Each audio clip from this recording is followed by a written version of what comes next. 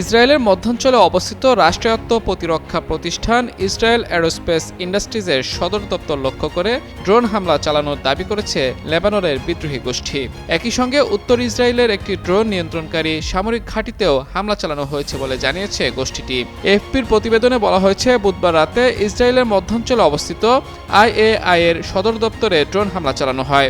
ইরানপন্থী লেবাননের এই সশস্ত্র গোষ্ঠী দাবি করেছে, লেবাননের কয়েক ডজন শহর ও জনপদে ইসরায়েলি অপরাধমূলক আগ্রাসনের জবাবে অধিকৃত ফিলিস্তিনের কেন্দ্রে অবস্থিত IAI সদর দপ্তর লক্ষ্য করে ড্রোন পাঠানো হয়। তবে হামলায় ক্ষয়ক্ষতির পরিমাণ বা হতাহতের বিষয়ে তাৎক্ষণিকভাবে কোনো তথ্য পাওয়া যায়নি। ইসরায়েল এরোস্পেস ইন্ডাস্ট্রিজ যুদ্ধবিমান, ক্ষেপণাস্ত্র, প্রতিরক্ষা ব্যবস্থা, মনুষ্যবিহীন ড্রোন, স্যাটেলাইট ও মহাকাশ কার্যক্রম সহ বিভিন্ন ধরনের সামরিক ও বেসামরিক পণ্য উৎপাদন করে থাকে।